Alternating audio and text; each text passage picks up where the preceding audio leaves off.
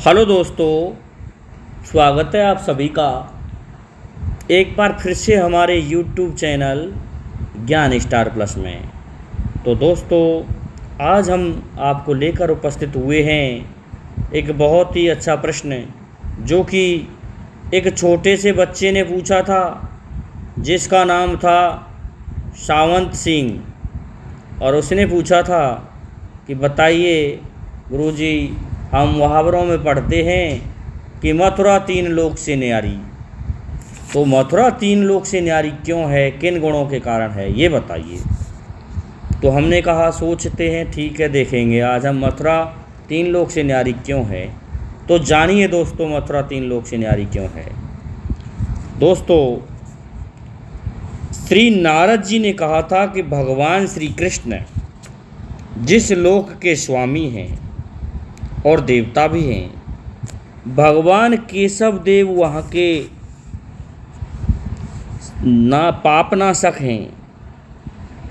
और साक्षात भगवान ने कपिल नामक ब्राह्मण को अपनी 12 मूर्ति प्रदान की थी।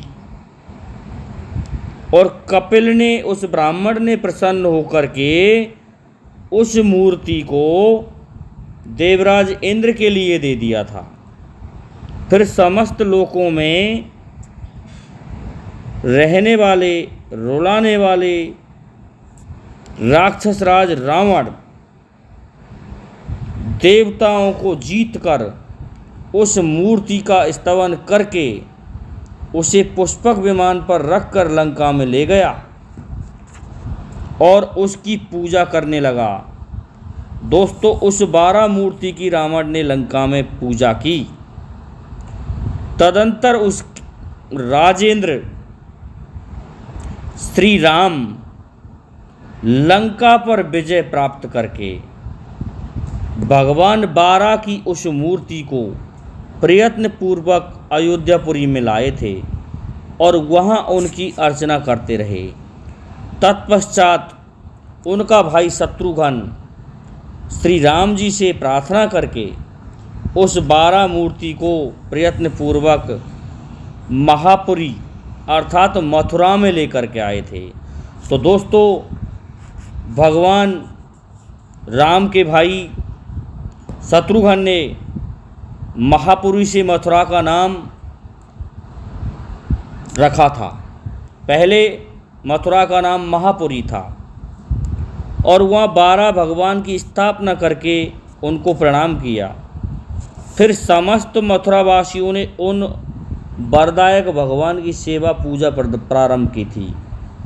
और फिर क्या किया दोस्तों, वे ही ये साक्षात कपिल 12 मथुरापुरी में श्रेष्ठ मंत्री माने गए हैं, जहाँ पर भूतेश्वर नाम से प्रसिद्ध भगवान दिव्य अर्थात भगवान शिव मथुरा के द्वारपाल तथा क्षेत्रपाल हैं। वे पापियों को दंड देकर भक्ति के लिए मंत्रोपदेश करते रहते हैं। और दोस्तों, जानिए और क्या कारण था मथुरा का अलग होने का। महाविद्या सरस्वती स्वरूपा दुर्गम कष्ट दूर करने वाली चंडका देवी दुर्गा सिंह पर आरूढ़ हो सदा मथुरा की रक्षा करती है। और स्वयं नारद जी इधर उधर लोगों पर दृष्टि रखकर सबकी बात महात्मा श्री कृष्ण को बताते हैं। विदेराज नगर के मध्य भाग में स्थित शुभदायिनी करुणामयी मथुरा देवी समस्त भूखे लोगों को अन्न प्रदान करती है। मथुरा में मरे हुए लोगों को विमानों से ले जाने के लिए श्याम अंग वाले 4 भुजाधारी श्री कृष्ण भगवान ने अपने पार्षद लगा रखे हैं, जो आते जाते रहते हैं। महापुरी मथुरा जिसके दर्शन मात्र से मनुष्य कृतार्थ हो जाता है और श्री कृष्ण के अंग से प्रकट होने के कारण पूर्व काल में ब्रह्मा जी ने मथुरा में आकर निराहार अर्थात बिना भोजन किए हुए यहाँ पर 100 वर्षों तक तपस्या की थी। उस समय वे पर ब्रह्म श्री हरि के नाम का जप कर रहे थे। इससे उन्हें स्वयंभू मनु जैसे प्रवीण पुत्र की प्राप्ति हुई और फिर सतीपति देववर भूतेश मधुवन में 100 दिव्य वर्ष तक तप करके श्री कृष्ण की कृपा से तत्काल मथुरापुरी और माथुर मंडल के क्षेत्रपाल हो गए, अर्थात भगवान शिव। श्री कृष्ण के कृपा प्रसाद से ही मैं मथुरा मंडल का चार अर्थात सेवक बनाऊं, ये नारद जी ने कहा है। इस प्रकार दुर्गा मथुरा में आती जाती रहती है और निश्चय ही श्री कृष्ण की सेवा करती है। इंद्र ने मथुरा में तप करके इंद्रपद प्राप्त किया, सूर्य ने तप करके वैवस्त मनु जैसा पुत्र, कुबेर ने अक्षय निधि और वरुण ने पास और ध्रुव ने मधुवन में तप करके सम्यक ध्रुवपद प्राप्त किया था। वहीं तपस्या करके अम्बरीश ने मोक्ष प्राप्त किया था। राम ने अक्षय शक्ति और लवणासुर से विजय प्राप्त की थी। राजा रघु ने सिद्धि पाई तथा इसी मधुवन में तप करके चित्रकेतु ने भी अभीष्ट फल प्राप्त किया था। यहीं के सुंदर मधुवन में तप करके अत्यंत बलिष्ठ हुए महासुर मधु ने माधव मास में मधुवन अर्थात मधुसूदन माधव के साथ युद्ध भूमि में जाकर युद्ध किया। सप्तऋषियों ने मथुरा में आकर यहाँ तपस्या करके योग सिद्धि प्राप्त की और पूर्व काल में अन्य ऋषियों भी यह तप करके सर्वतोन्मुखी सफलता पाई थी। और गोकर्ण नामक दैत्य ने भी वैश्य ने भी यह तप करके महानिधि उपलब्ध की थी। इसी शुभ मधुवन में लोक श्रवण अर्थात रावण ने तपस्या करके स्वर्ग के देवताओं पर विजय प्राप्त की थी तथा राक्षसों को अधिकारी बनाकर मंदिर निर्माण करके लंका में ख्याति प्राप्त की थी। और यही सुंदर मधुवन में तपस्या करके हस्तिनापुर के राजा शांतनु ने अत्यंत साधु श्रोमणि तथा तत्वार्थ सागर के कर्णधार भीष्म को पुत्र रूप में प्राप्त किया था। और बहुलास ने पूछा था कि देवर्षि श्रोमणे मथुरा का महात्म्य क्या है, तो यहाँ निवास करने वाले सज्जनों को किस प्रकार की फल की प्राप्ति होती है, ये भी इसमें बताया गया है।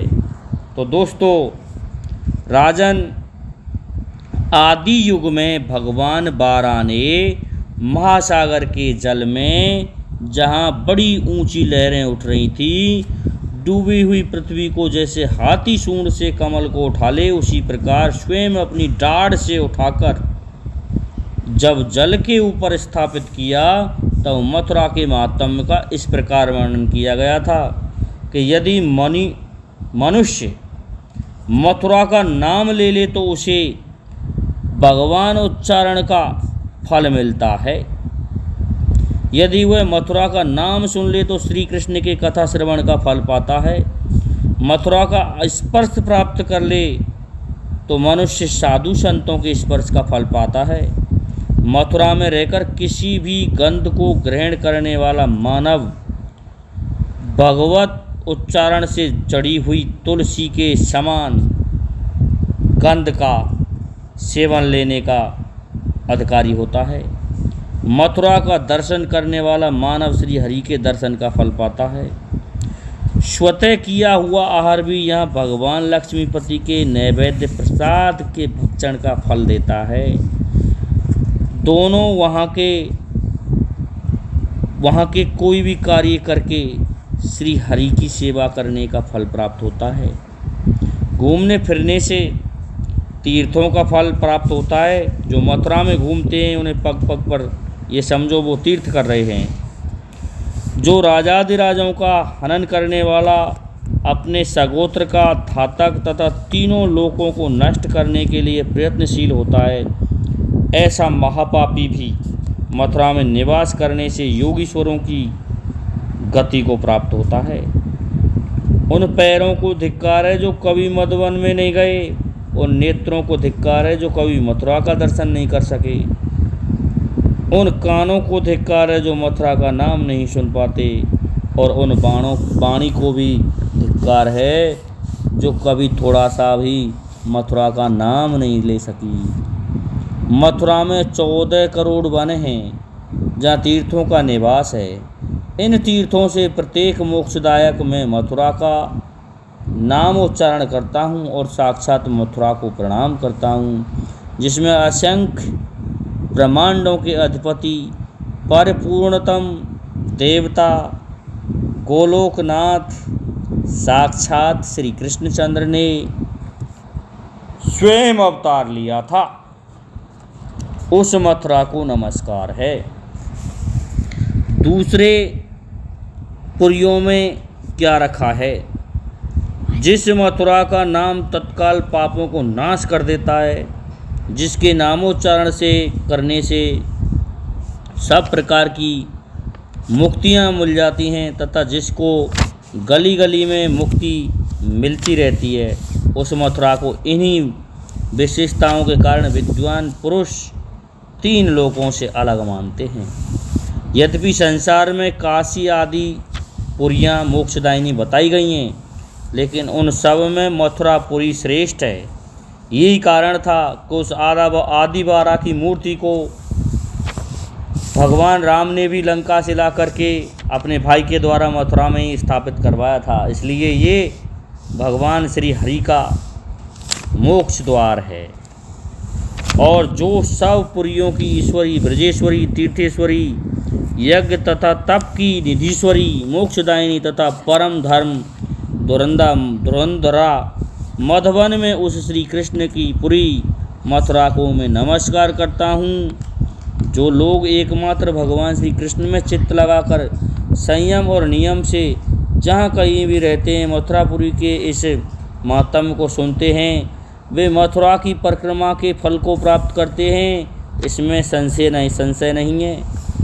जो लोग इस मथुरा खंड को और सब और सुने, गाए और पढ़े, तो उन्हें यही सब प्रकार की समृद्धि और सिद्धियाँ सदा स्वभाव से ही प्राप्त हो जाती हैं। जो बहुत वैभव की इच्छा करने वाले लोग नियम पूर्वक रहकर इस मथुरा का 21 बार श्रवण करते हैं, इस मथुरा खंड का, उनके घर और द्वार के हाथी के कर्णतालों से प्रताड़ित भ्रमरावली अलंकृत होती है। इसको पढ़ने और सुनने वाला ब्राह्मण विद्वान होता है, राजकुमार युद्ध में विजयी होता है, वैश्य निधियों का स्वामी होता है तथा शूद्र भी शुद्ध और निर्मल हो जाता है। स्त्री हो या पुरुष, इसे निकट से सुनने वाला अत्यंत दुर्लभ मनोरथ पूर्ण हो जाता है। जो बिना किसी कामना के भगवान में मन लगाकर इस भूतल पर भक्ति भाव से इस मथुरा महात्म्य अथवा मथुरा खंड को सुनता है, वह विघ्नों से परे होकर विजय प्राप्त कर स्वर्ग लोक के अधिपतियों को लांघ कर सीधे गोलोक धाम भगवान श्री कृष्ण के पास चला जाता है। तो दोस्तों, यही कारण था मथुरा 3 लोक से न्यारी है, क्योंकि अन्य जो नगरी हैं उन नगरियों में जाने से इस तरह के फलों की प्राप्ति नहीं होती है, जबकि मथुरा में दर्शन मात्र से ही, और तो और मथुरा तो कोई थोड़ा देख भी ले तो भी उसका उद्धार हो जाता है। इन कारणों से मथुरा को 3 लोक से न्यारी बताया गया है। तब कहा गया है कि मथुरा 3 लोक से न्यारी। दोस्तों, ये कथा हमारी प्रमाणिक है। ये आपको गर्ग संहिता के पेज संख्या 223 पर 25वें अध्याय में मिल जाएगी। तो दोस्तों, मैं समझता हूँ आपको हमारा ये वीडियो अच्छा लगा होगा, इसलिए आपसे मेरा निवेदन है कि आप हमारे इस वीडियो को लाइक, शेयर और सब्सक्राइब अवश्य कर दें।